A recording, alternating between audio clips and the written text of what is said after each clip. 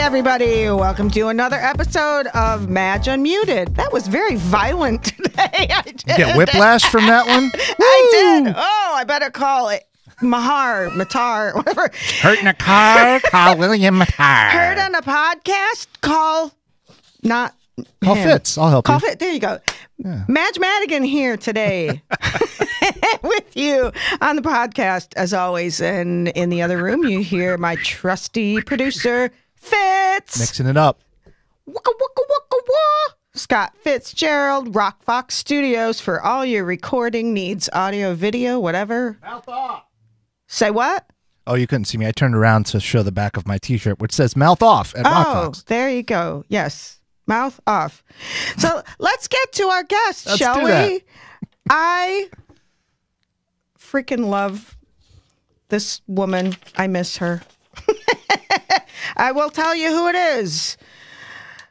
Chloe Corcoran currently serves as the Senior Associate Director of Constituent Engagement, West Coast for Emory University. She is a Rochester native and is a 2004 graduate of the University of Rochester, where she played 4 years of varsity football and was an assistant coach. And I'm going to let her pick up the rest of this, introducing Chloe Corcoran. Yeah. Hi. So happy to be here. This is awesome. I miss you too. And I think this is super exciting. Yeah. So we're going to have fun. I am so glad to finally get you on. Chloe now lives in, this is the rest of the bio. Well, you can fill it in. What do you do? Sure. Now? I live in Los Angeles, and I do some West Coast engagement work for a university, as mentioned. A couple other things from the bio that I think are pretty cool. I was the first out transgender woman named to Rochester's 40 under 40 list. And I'm also a recipient of the Victory Empowerment Fellowship from the Victory Institute in Washington, D.C., which is a long-winded way of saying that they chose someone who they thought could win political office within the next 5 years. So that who knows where that will take me. Madge, another time you got a classic underachiever on your show. I'm so sick of these slackers that you bring onto the show. I just know a bunch of deadbeats. Saying. I'm going to tell stories, and I'm going to try to make up for it.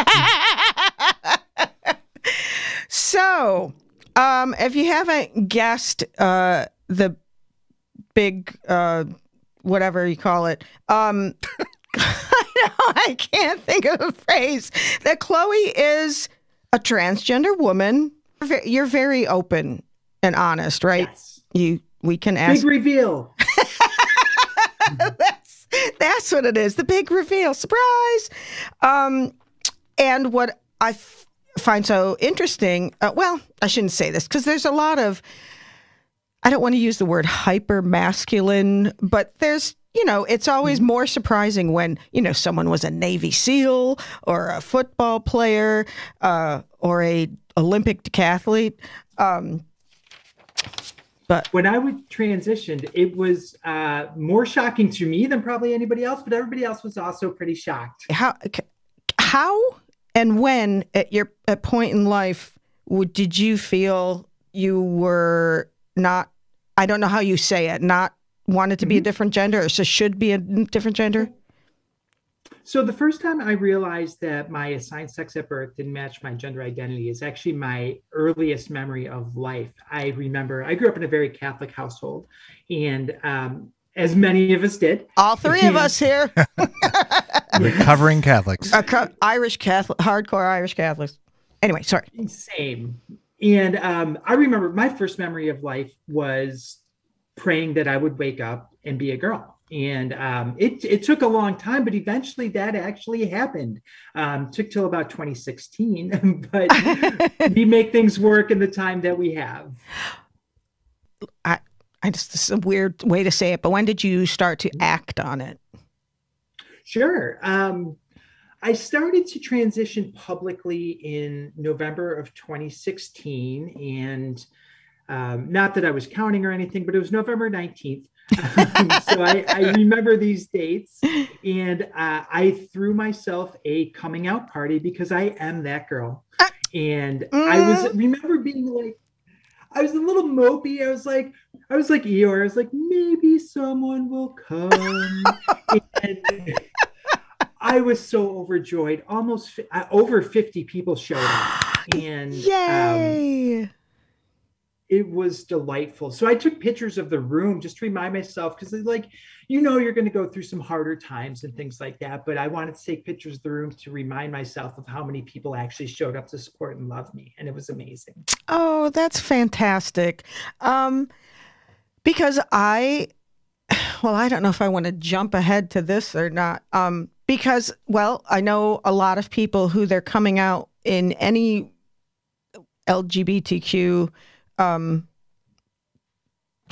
thing. I'm sorry, situation. Okay. Thank you. That's the word.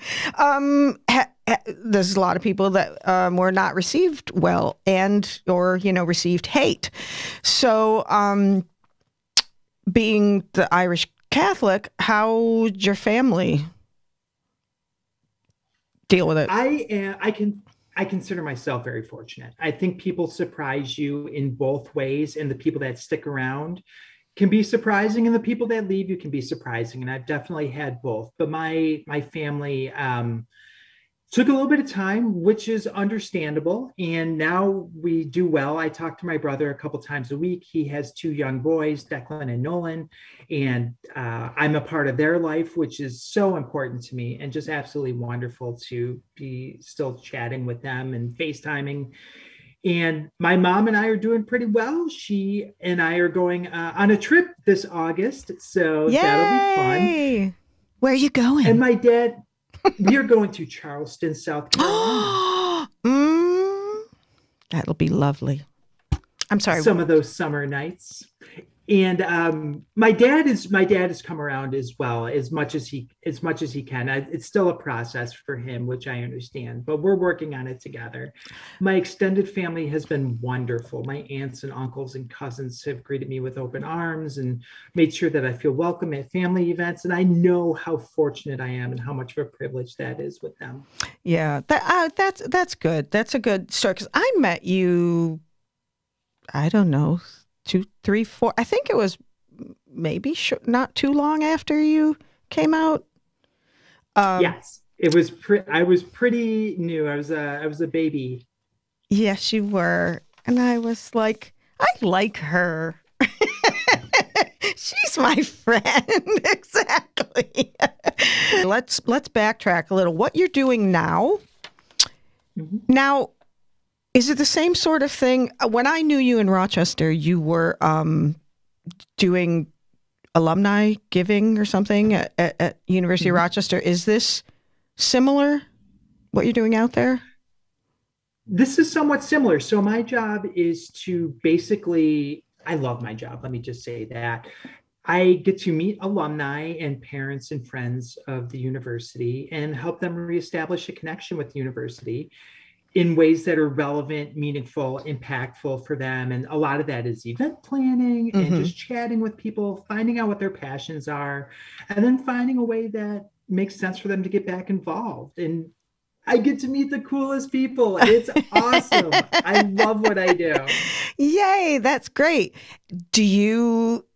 Have you got any, I don't know, pushback or had any issues? I did when I was at the University of Rochester, and I actually have a little bit of this in a book that I would contribute it to. Oh, in that I was almost assaulted once when I was waiting to meet with someone, and that was terrifying. It was 3 people at a restaurant/bar in Santa Clarita, California. This was when I worked for U of R, so I was out here on a long trip.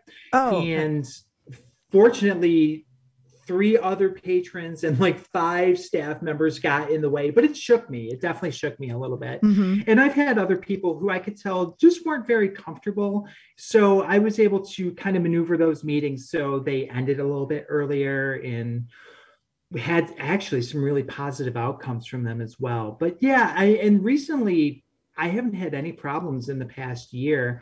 And part of that could be because of the pandemic and everything's being remotely too. So right. It'll be interesting to see when things open up again. Yeah. So can I ask, what was their problem? I mean, I know what their problem, but were they verbalizing anything to you? Yeah. So what happened was they were laughing amongst themselves, pointing, things like that. And somebody else asked them to stop. Not even me. Somebody else was being an active intervention bystander, which was great. And that set them off. And they started yelling about how they thought this was a family restaurant and I shouldn't belong there. And I was like, I have a family too. Like, I can show you pictures of my mom. I didn't say that though. Yeah. But I thought it. Yeah. I am an ally. I've been an ally for decades. So I'm one of those people that I absolutely cannot fathom what you have against LGBTQ people. That absolutely baffles me. However, I get, some people, maybe it's the way you were raised, or what you think, or what you understand, what you don't understand. And I have a few questions with that, if you don't mind. Sure. Okay, so where do I start? So did you think, wait, let me go along with this real quick. I remember you have a pretty large Twitter following, right? Relatively, yeah. Yeah. And you are, you'll be open on there and mention about, excuse me, things that happen and people pointing, laughing, staring, whatever. And I wrote something once, and apparently it really offended somebody, and they completely blew up at me. It was a follower, and it was another trans woman, and I felt horrible, but I didn't mean it at all. Okay. My theory is I know a lot of trans women and trans men. I find trans women have a harder time because women from the day the earth was created are judged on their looks. So if you don't look, even if you don't look good, if you don't look feminine, if you don't look, if your nose is too big, we get judged. So it's easier and I know you said something about not passing.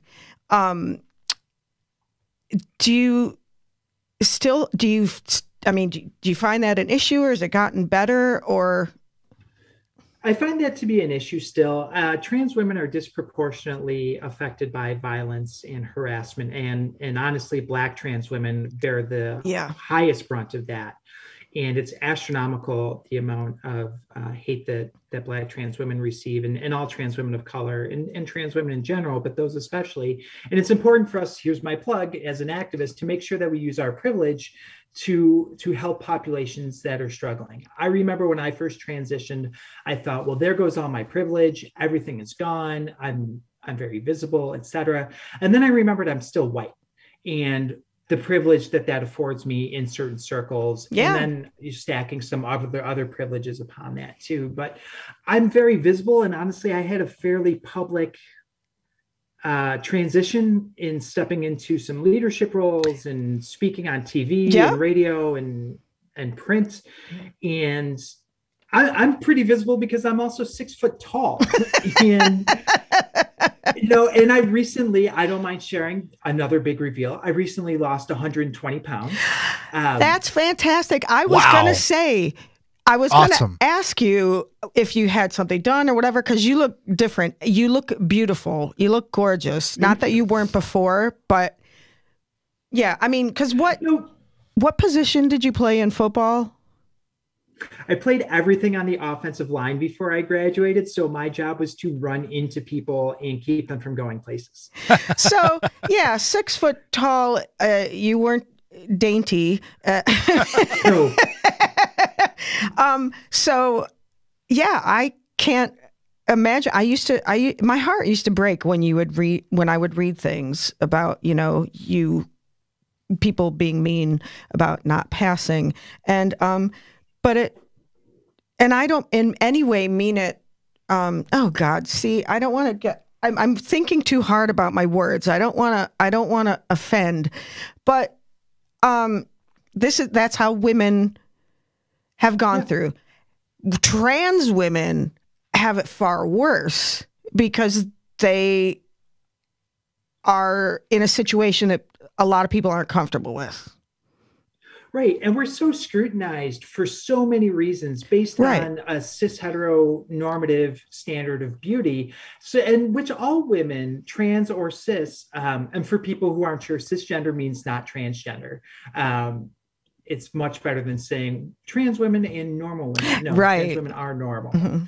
So there's that standard that we're all upheld to, and it's ridiculously hard for anybody to achieve, no matter where they're coming from. But the extra scrutiny that comes on trans women and the extra violence that comes along with it is extremely disheartening and speaks to the reason that a lot of us, and not all of us, look for surgeries to assist with that. And some women and trans women are completely fine with never having surgery, with never trying to live up to a cis heteronormative beauty standard. And that's perfectly fine. That's what makes us all us. Mm-hmm. So there's no one way to be, but there is a privilege in passing. And when I talk about passing, I mean, people see you as a cis woman, which is difficult because that almost is saying, well, if I don't look like a cis woman, then I'm less than. And that's not the case. We're not. We're beautiful as we are. That was you put it much more eloquently than I was trying to say. But yeah. So how do you feel about bonding with cis women or being friends? Do you like that, want that? Or do you feel... Or do you mainly gravitate toward other trans women? No, I'd say it's both. I wouldn't say most, but a lot of my really close friends are cis women. And a lot of my good friends are also trans women. And the only difference is that trans women can understand a little bit more of shared experience. And I think that's a great way to build friendship, is based on shared experience. But the further I get into my transition, the more I'm realizing other experiences that I have that are relatable with all women. Yeah. So a question with that is, do you find that when you transitioned, do you think that you had a different idea of what it is like to be a woman than when you became a woman? Yeah. So my transition was born out of desperation in some ways, in that I did not know what else to do to try to be okay. So I thought the last thing I could try was, all right, I don't want to say I didn't try everything, so I'm going to transition and we'll see what happens. And I had an idea of, here's an interesting story that may illustrate things a little bit. I tried to eat chicken wings with a knife and fork once. Unacceptable to me. Like, my thought was, well, I don't want to mess up my makeup and all these other things. And I was with a friend and she's like, I understand where you're coming from, but it's also fine to eat a chicken wing. So that was like a small, like, daily thing that illustrated how my perception was, and wanting so hard to fit into that standard because it felt safer. It felt safer internally, but it also felt safer externally. Right. What most drove you to want to be a woman? Was it? So I've always known I was a woman. What prompted me to transition was honestly, and I don't mind sharing this, most of my friends know this, and a lot of people deal with it, was I didn't think I was going to make it anymore. And I hit that point of depression, of not knowing what to do with my life, of feeling that I was letting people down, all of those things that come into it. And I was like, all right, the only thing I haven't tried, I've been in therapy, I've tried all of these medications, I went and tried to outdo the world. I was a college football player. I was a bouncer. I tried everything. Oh my goodness. I'm sorry. Nothing worked. Yeah. No, please. And now you look at me, you're like, she was a bouncer? Like she played football? Like, really? But I was like, the only thing I haven't tried is transition. And I don't want to say that I didn't try single thing that I could to be happy. And it was a struggle, and a lot of us don't make it. And that's really sad. My experience since then has only gotten better. So that's what I was going to ask. Go back to this question. Did you think it was harder for you pre-transition or post-transition? Good question. So externally, it was easier for me pre-transition. Internally, it was harder. Now, externally, it's much harder, but internally, I'm a lot better. So I don't know if that makes any sense. But the external life, when I was living life as some dude, people treated me very well. I was this big guy, well-educated, all those things that people seem to like to check a mark on paper. And internally, I was dying. I was absolutely dying. I was trying to be loud enough to be quiet, as I term it. And that'll probably be the title of my book. Very insightful. The idea was that, thanks. Yeah, the idea is that you say enough and you make enough noise that people don't know that anything is wrong. And that's what I was trying to do, was hide that anything was wrong. And now people see me, and most people can tell that I'm trans, not everyone, which is its own set of things that we could talk about later. But internally, I'm just happier. And I think people can see it in me. I'm just happy. I do have to say, too, you've been gone for, a couple years now? About 2 years. About 2 years. You look so much more comfortable in your own skin now than when I first met you. Not to, that wasn't anything bad, but you can just tell you've really grown into yourself, and I love it. That makes me very, very, very happy. So thank you. Sure. It makes me happy too. One of my friends terms it as, well, when you first came out, you were girl level 1. Now you're at girl level 4. I love it. What girl level am I? I'm not even going to touch that. Why am I at 2? No, it's Fitz, I hear you laughing. I'm sorry. Go ahead. It's the experience level. Oh, honey, I'm a 109 then. No. You're an 8. Right? I'll take it. Is that I don't know how does the rankings go? How does that work? We're still working that out. Okay. Right. But I think it's going to be a thing. Okay. It'll catch on. They have, yes. You haven't submitted it to the international board. The Board of Weights and Measurements.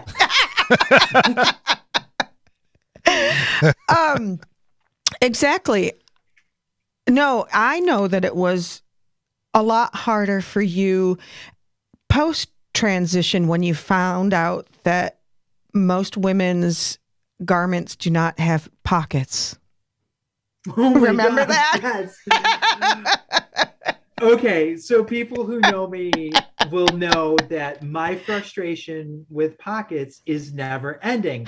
And it's because I don't have them anymore. Right. So my bag is a pocket that I carry externally, but even my bag has pockets inside of and outside of it. So all these other things, these inanimate objects can have pockets and I can't. And that is unbearably frustrating. Yes. We want our pocket rights. Give us our pockets, please. Seriously. And we're forced to make all kinds of adjustments, like the cross chest bag and the wristlet and whatever. just make a fucking pocket. Just put a pocket in our clothes. I could do with like two. Well, and you look at guys and they get like these cargo shorts, and it's like they have 2 suitcases on the side of their shorts. Like saddlebags. Yes. I can put an entire water bottle in my pocket. That's not bragging. That's just unfortunate. Yeah, you are. I wouldn't. Keys, wallet, all the things. All the things. Oh, no, I can't say that on the... What the heck? What? No, it must be really bad if you can't say it on this podcast. The joke how they taught us to do the sign of the cross, spectacles, testicles, wallet, and watch. Yeah. I don't know how what they never made one for girls. No. So there's no rhyme that works. Exactly. But anyway, I was on a train. Here we go on the tangents again.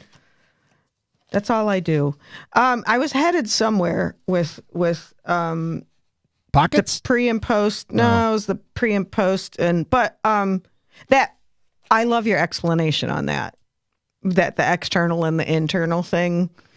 That's really. Oh, but I think the question that I was trying to ask is there something you thought being a woman was all about? Like, was it about clothes or makeup or the girlfriend camaraderie, or? There wasn't anything I thought that it was about, because honestly, I always felt that I was missing out on things that belonged to me. That those friendships, those relationships, those opportunities, the fashion, and I always felt like they belonged to me, and they were just on the other side of the fence that I couldn't get to. So I never thought that it was about one thing. I just felt that it was about me. Mm-hmm. So when I did transition, the authenticity of my relationships expanded exponentially. Oh. And the camaraderie, the friendship, the deepness of those relationships that I'm fortunate enough to have just touched me in a way that I had not felt before, because I was always keeping a part of myself back and not telling people. Now that I'm out there, it's different. Oh, you're out there, girl. No, I'm kidding. I am. I'm very public. I mean, I travel a lot. I'm out there. We're friends. I tease you. That's an interesting thing. That you say that, and it made me a little sad for me. Not that it's about me, but I've never had really close women friendships. And that's always something but it's just not who I am. But like, I don't feel like I, should be a man or anything. I just don't. I am kind of more of a dude and stuff. I say and things, whatever. But then I can't, or maybe I don't think other women can relate to me. They don't know what to do with me, So they're like, well, and I think that's really okay. It's all about the authenticity, and you being authentic, Madge, which is amazing to me, lends you to certain types of relationships that are authentic and more comfortable for you. And I think everybody finds that in different places. Yeah, that's true. Because the other reason I ask is I know a lot of trans women, and I find, whatever reason you want to do it, you go, and I'm not gonna judge anybody, but sometimes it hurts my heart when we've tried so hard to come, so far, and there'll be some that are just hypersexual and thinking that's what they wanted to be all about as a woman. It was, and again, I'm just being honest. I'm not judging, but I'm saying that it's just like, oh, honey, being a woman is so much more awesome than just wearing a thong and having an OnlyFans and yeah. Yeah. My thought process on that is that I believe a lot of the probably dressing younger than what people might think is appropriate for your age, things along those lines, are coming from a place of a missed youth that we never got to have in wanting to make up for some of that time. Well, yeah, there's that, but no, I'm talking about it's half naked. Yeah, it's like it's completely sexual. It's you're half naked. You're just wearing pasties and a thong, and it's not for me, though. I am trying to change my fashion sense a little bit. So I'm trying to go from a little less like, and at first, like this goes back to what you were saying earlier about trying to be accepted and things along those lines. My fashion sense probably at the very beginning was a little bit, please like me. And now my fashion sense is leaning into a little bit more F you. So I'm trying to make some waves there in being more authentic. Yeah. That's wonderful to hear, because that is so many people, you know, men, women, all people have that problem of please like me. I mean, on some level, there are people that have had that. And just that's so wonderful to just accept yourself, because that's kind of me too. But, you know, you have your days of please like me and say I'm cute today. Yes. feeling cute, may delete later. But I live in LA. That's like most of my days. Oh yeah. How do you like it out there? I've become acclimated to the sun and the weather, I have to say. But I moved out here and I was traveling a lot for work at the beginning, and then we got pandemicked. Yeah. And pandemic now being a verb. So I didn't get to explore as much. I've had some very good experiences and some really awful experiences. So it's run the gamut, which is probably like most places. Yeah, right. I'm going to get back to women and wardrobe and whatnot. And this is a bit of a funny here. Which do you find is what is or was whatever more or less comfortable, a jock strap or a bra? Oh my gosh. I am much more comfortable in a bra. Let's say that, although I don't mind taking it off at the end of the day. And I'm just talking, I'm not talking about as an identity, just like the most uncomfortable garment. Oh yeah. No, yep. Still prefer the bra. Wow. Yeah. Well, yeah. I can't imagine having something over my ass cheeks, although I think they do them different now. But Fitz, you want to weigh in on that?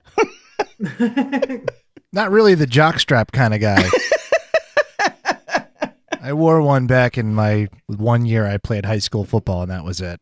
So they seem to have now, like, because I have a son who's 27 and he played sports, and I went through the whole more like the underwear is specially made, like, what do you call it? Compression. Yeah, now you could just slip the cup into the big little pocket, into your boxer brief type of thing. Not little pocket. Hey. Hopefully. But yeah, no, I did. When he played hockey and football, and and his dad wasn't around at the time, and I had to be like, I don't know, ask one of your friends. Well, let's just say chub rub happens regardless of gender identity. Now that I can identify with. 100%. Oh my God. That's why I don't run. Oh, I'm the queen of chafing, I'll tell you that. Oh wow, that was an interesting little tangent. Okay, so it could be with clothing or whatever. Is there something that you find after transitioning that you have a greater appreciation of women for?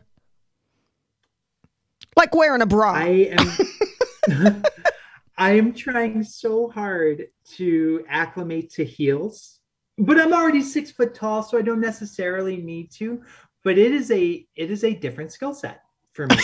And that I consider it a skill because I can't do it. You know what? Speaking of skill set, that was something I was going to ask you. And being a former college athlete, what's your take on the trans women and men being on the new the new gender team, like a trans woman playing on a women's whatever? Should absolutely be allowed. And the reason for that is backed up by science, in that trans women who have started puberty blockers, or depending on where they are in their transition, other forms of hormones, do not have a competitive advantage over cis women. And that's been proven by science multiple times. Yeah. And we are poised to have our first trans woman compete in the Tokyo Olympics if they happen. And trans women have been allowed to compete in the Olympics for a while now, but none have ever qualified, which I think goes to show that we haven't been dominating women's sports for a very long time. Yeah. You know, I asked because my first thought was, well, they've always had separate men's and women's teams for a reason, because, you know, traditionally our bodies are different. Men are bigger, traditionally bigger and stronger and faster, and for the most part. But it would have to be done early. So, I mean, we're talking about scholastic things anyway. Yeah, high school. Yeah. But so what if, in the Olympics, what if the person didn't take the, what did you call them? Puberty blockers or whatever? So puberty blockers when you're younger, and hormone replacement therapy as you progress into your transition. And the rules are that your blood levels, et cetera, have to be within a certain range for you to be able to compete. And your hormones, et cetera, have to be within a certain range, and you have to have been doing it for X amount of time. And once you meet those requirements, you are deemed to no longer have a competitive advantage. And this woman is a weightlifter. So looking for great things from her. Wow, that's fantastic. I thought I had heard about someone in track and field, but maybe that was something different. There was a trans man in track, I believe. But the scholastic cases are about trans women, especially in Connecticut. And a lot of that is also rooted in racism. Yeah. So that's which is equally problematic, and there's so much there to discuss too. Yeah.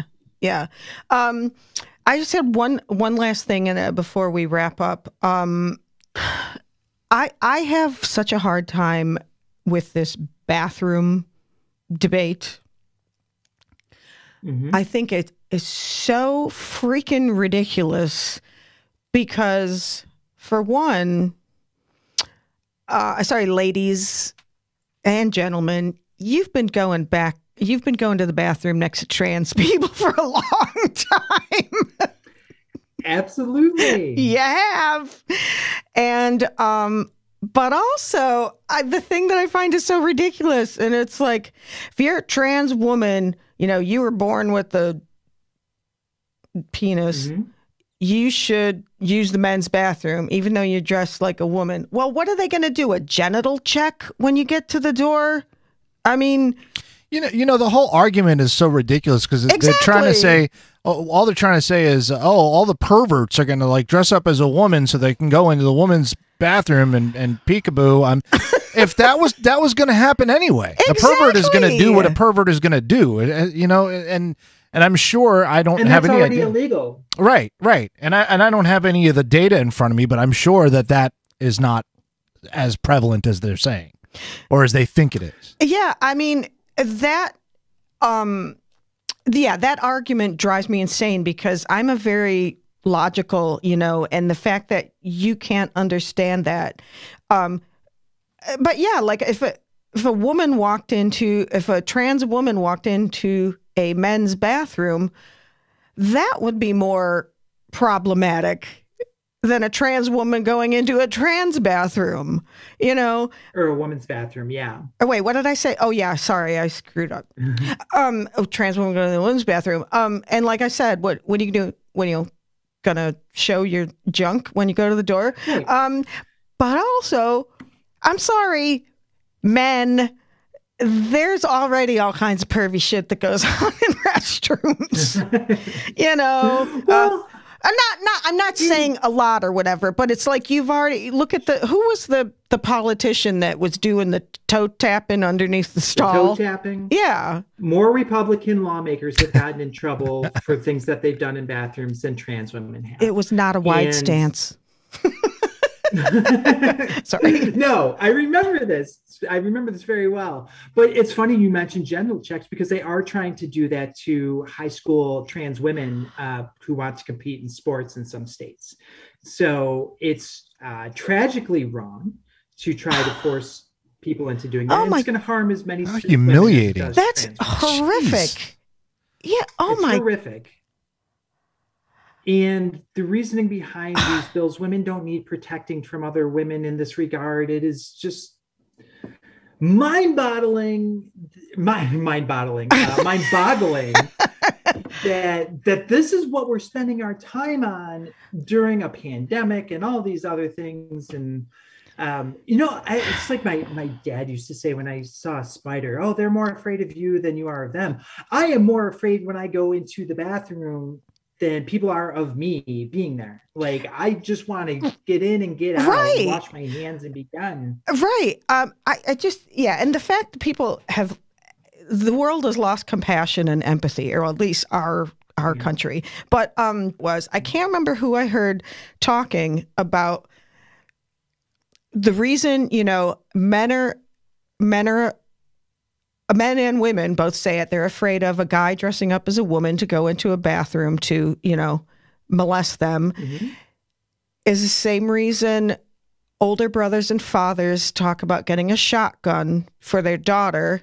She's not going to go out with anybody until she's 40. And the way your guy friends say, try and protect you because they want to walk you home and whatever, because even men know other men can be aggressive. I'm not saying all men are bad or whatever, but it's think about what you're doing. Maybe get your friends not to do that, or your sons. Like, that was the first thing I did with my son. Say, you treat women, women are not, something to be conquered or whatever. Remember your mother and your sisters, and he's wonderful. He's the most, but that's what we got to teach.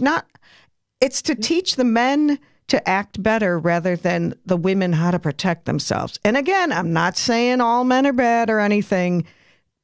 It's just when it comes to those things, it's like, don't you see what you're doing? Yeah, that behavior is a recognition of the fact that it's not always safe for women. And Thank you. Not safe for women because of other people. And I'm very fortunate to have some great men friends. Some of my former teammates are still some of my best friends, which is amazing. That's wonderful. And the answer to making women more safe is not to control women more, but like you said, to instead reinforce the ideas that you don't do this to other people. Right. Exactly. And so,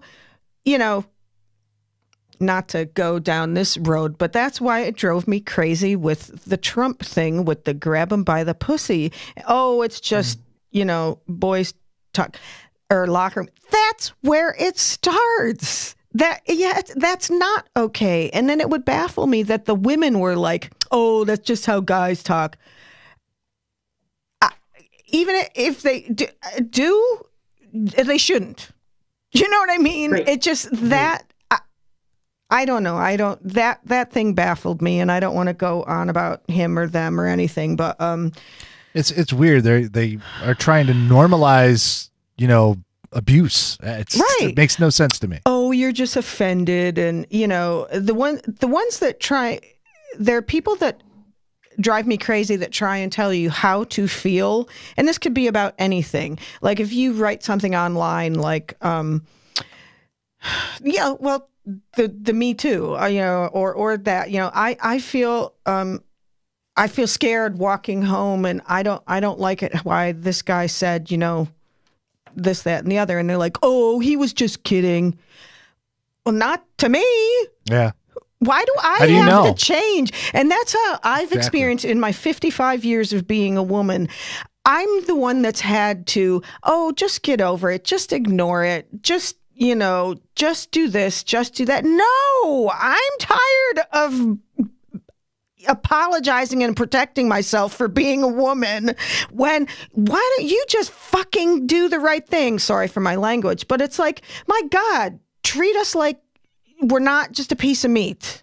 You guys change your behavior. Sorry. Yeah, this is not an understatement. This is not an understatement, but people's lives are actually on the line when they don't take other people's jokes seriously. That comment that you made, that's something I have to live with when I try to walk back to my car and wonder who might be following me. I firmly believe that violent language leads to violent action. It makes it more permissive. And when you dehumanize people, you make it more likely that they will suffer abuse of some kind because people see them as less than, and that is never okay. Right. That's my rant. Just one other thing with that.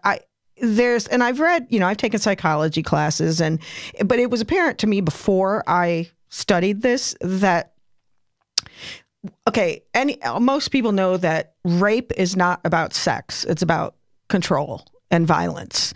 And, yes. And in the most intimate way, cutting to the core, if you were. So I get, it happens daily that men's anger, either with men or women, goes right to sex. And I don't know how we change that, because like me, being online being on social media for years, I can't tell you how many times, if I just politely disagree with a guy, he goes right to the, F you, you effing whore, bitch, slut, C word, you need to get rammed, and it's like, where did this come from? Right. We disagreed. They go right to that. I mean, it's been more than once, and quite honestly, a few times it scared me. I could just see, even though I could see the person, I could feel the rage, and that's just, but like guys will do it to other guys too with the, you're a pussy, you're whatever. They'll, as if being feminine were an insult. Yes. Yes, absolutely. That drives me crazy. And it makes me feel really bad. I've tried to stop using the word bitch, because that's just, being a woman is an insult. Right. Or being female, but sometimes it is just funny. I'm sorry. When I'm like, oh, bitch, please, but I try not to, because it's just, being feminine is an insult. And right. I don't, because like you think of people like Nancy Pelosi, that, effing stupid bitch, and she needs to get rammed, and, whatever. And it's like, nobody tells anybody that, Mitch McConnell needs to get rammed, or him and his stupid... And he so does, too. I know. He so needs to be rammed. You and your stupid dick, whatever. It's... Right. Those people don't count. Like, whatever they're talking about, it's out of ignorance and fear and just, it's just stupid. Like, I get that. But also what you're saying is they don't count. They do count, because they make me afraid. I know. And not shutting you down. Yeah, they are morons. Yeah. But morons beget other morons. Yeah, they're loud morons, and then they attract other morons, and then they become one big moron. Exactly. Yeah. That it normalizes that behavior, that it's okay, and it's not. It creates a culture of permissiveness, that this is okay, and the more that it becomes excused, the more that it happens, and people think that they can do it. And probably don't realize the impact that they're having on people in their lives. Exactly. And believe me, anybody that knows me, I am not, I hate the word, I loathe the word having to do with a certain weather phenomenon. I am not that. I don't get overly offensive. I don't get overly offended, whatever, However, it's just different when someone's using it in their everyday language, that is how they view women. Well, it all has to do with education and raising. And my kids will not ever do that. My son is respectful. I have a trans son as well. And, my wife and I raising all three kids to be respectful of everyone and to think of, are awesome. Far from awesome. You and Kelly are awesome. Yeah, but I mean, no, you are. We're definitely not the best parents in the world, but none of us are. Yeah. But when it comes down to it, they're going to know how to treat other people. They're going to be mindful of other people's feelings and where they are when they're interacting with other people in every way they can possibly. And we're all going to make mistakes. We're all going to say things that we shouldn't have said, or, we didn't think it through. Right. So we said something that offended somebody. And as long as they know that they can own up to that, apologize and make amends if they have to, and move on. And that there's nothing wrong with that. You just have to teach these kids that it's not, apologizing is not a weakness, which is what they all learn. Like, our former president, he would, whenever anyone told him he was wrong, he would just double down on it because he can't be wrong because being wrong is weak. And it's like stupid. It's just a stupid way of thinking. I knew I liked you. Everybody likes Fitz. The doubling down. It's what bothers me is there's no longer just difference of opinion. There is I'm right and you're wrong. I'm going to win this argument and you're going to lose. And I'm good and you're evil. And the reality is we live in a world of gray. Exactly. And there's so much in between those two dichotomies. Yep. Like everything is almost in between. So yeah. And when you can't just, discuss things like, okay, I think, I don't really agree with what the president is doing here. And then somebody would say, well, if you think about it, it's going to cause this if it does. Oh, I didn't think about that. Yeah. You have a good point. What the hell happened to that? It's still there. It's still there with some people. But other people have gotten too tribal about politics. And now it's good word. Yeah. It's just like you're offending their whole being by disagreeing. It's pointless. And the globalization of, I don't like his stance on this, makes him the worst person in the world. Exactly. Yeah, like each person are their own, that one belief or that one stance on something makes their whole person. That's their whole character, everything. Their whole existence revolves around that one thing. Yeah. I have a friend that we were very, very close at one point, like besties. And the person now talks about this country being in shambles, and it's entered the seventh ring of hell, and the people that are in charge are evil, baby eating. They literally believe in that baby eating nonsense. Have you ever eaten a baby? They're delicious. They are absolutely delicious. I have with some sriracha. As someone who has traditionally voted Democratic, I do enjoy a nice baby foot, like slow roasted baby feet. Oh my God! Baby toes. Hot with country sweet. Oh my God! I'm drooling just thinking of it. I've stepped in way over my head. Sorry. Oh, that's just us being stupid. We could go on and on bitching about this because I know we are on, but I love you to death, Chloe. What do you got going on? Anything coming up?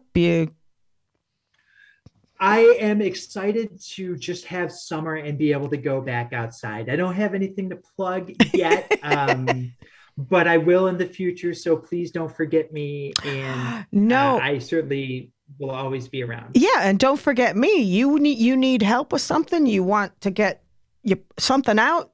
I'm right here for you. Awesome. Anytime. Like I said, love you to death. Glad you're doing great. You look great. I'm so happy for you. I want to thank Fitz, as always, for being super producer. My pleasure. Rock Fox Studios. Yay. Look him up. Any of your recording needs. Me, Madge. Subscribe. Why do I always have trouble with that? I don't know. Words. Subscribe, damn words. like, and share. Yes. I know. Rate and review. And join my email list. No, I don't know. Do you have an email list yet? I actually do. Well, then you can sign up on my MadgeMadigan.com. There you go. Yay. Anyway. Join it. Yay. Thank you. So subscribe, like, share, rate, review. Woo!